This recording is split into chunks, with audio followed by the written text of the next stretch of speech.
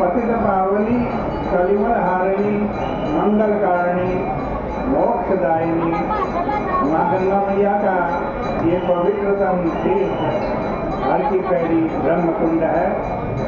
श्रावण का पावन महीना चल रहा है और श्रावण महीने की शुक्ल पक्ष की आज पुत्रदा नाम की एकादशी है। युधिष्ठिर भगवान श्री कृष्ण से प्रश्न कर रहे हैं कि श्रावणस्यासिदे पक्षे किं नामेकादशी भवेत् कथयस्व प्रसादेन ममाग्रे मधुसूदन। हे मधुसूदन, श्रावण महीने में शुक्ल पक्ष की एकादशी का क्या नाम है, उसकी विधि क्या है, कथा क्या है, कृपा करके बताइए। भगवान श्री कृष्ण कह रहे हैं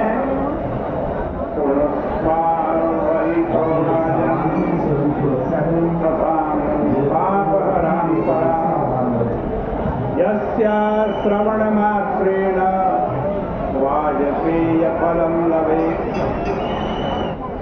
भगवान श्री कृष्ण कह रहे हैं, राजन, ये कथा पापों को नाश करने वाली है, इसको सावधान होकर के सुनो। इसके सुनने से वाजपेय यज्ञ का पुण्य फल प्राप्त होता है।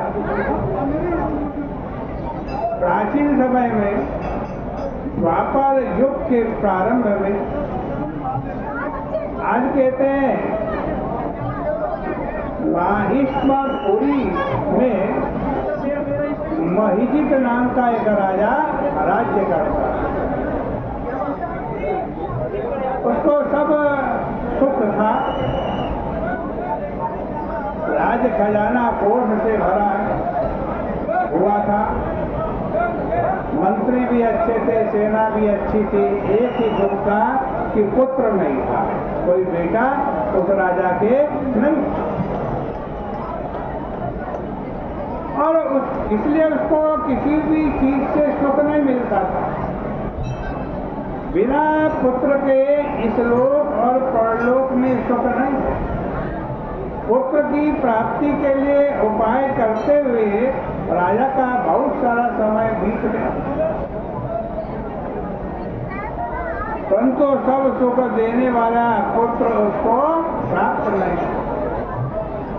अपनी वृद्धावस्था देखकर राजा को बहुत चिंता।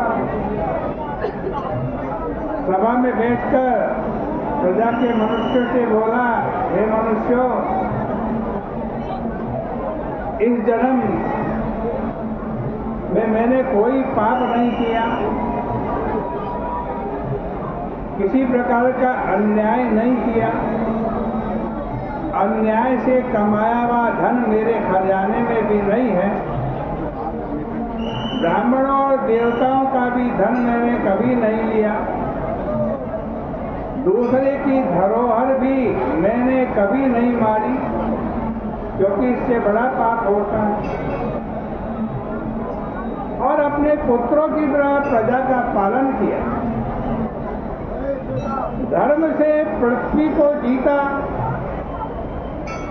दुष्टता करने पर भाई और पुत्र के समान मनुष्यों को दंड दिया। शत्रु भी यदि सज्जन है तो मैंने उसका पूजन किया। हे उत्तम ब्राह्मणों, इस प्रकार मैं धर्म के मार्ग पर तत्पर रहा, फिर भी मुझे पुत्र क्यों नहीं हुआ, इसका विचार करो। ब्राह्मण और प्रजा ने इस बात को सुनकर के आपस में विचार किया। राजा के हित का विचार करके सब लोग सघन वन में चले गए। इधर उधर ऋषियों के आश्रमों को देखने लगे।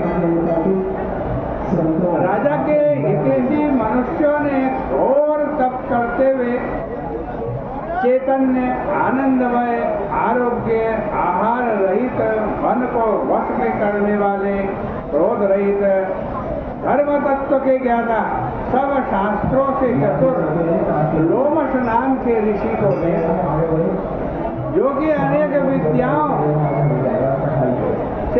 पूर्ण था और बड़ी लंबी उनकी आयु, ब्रह्मा के समान दीर्घायु वाले थे।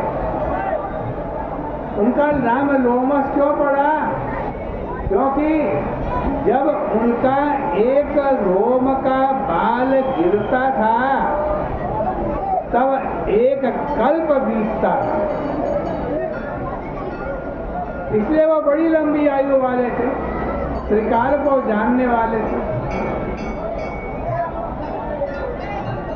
उनको देखकर सब बड़े प्रसन्न हुए, उनके पास गए, न्यायपूर्वक यथा योग्य उनको नमस्कार किया, नम्रता पूर्वक आपस में कहने लगे, हमारे भाग्य से ये मुनीश्वर मिले हैं।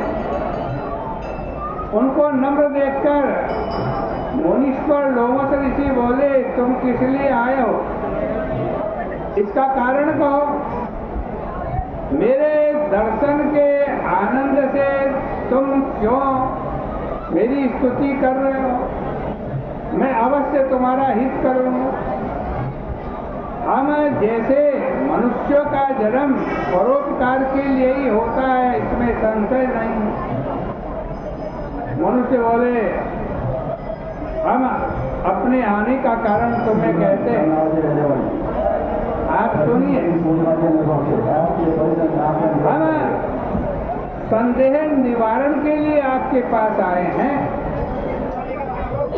आप ब्रह्मा के समान श्रेष्ठ हैं, आपसे उत्तम कोई नहीं है, इसलिए कार्यवश हम आपके पास आए हैं। यह महीचित नाम का राजा पुत्रहीन है। हे ब्राह्मण, हम उसकी प्रजा हैं और पुत्र की तरह उसने हमारी रक्षा की।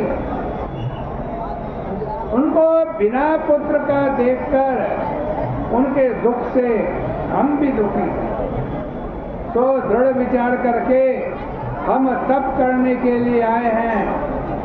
हे द्विजोत्तम, इसके भाग्य से ही आपको आपके दर्शन हमें हुए, और बड़ों के दर्शन से ही मनुष्य का कार्य सिद्ध हो जाता है।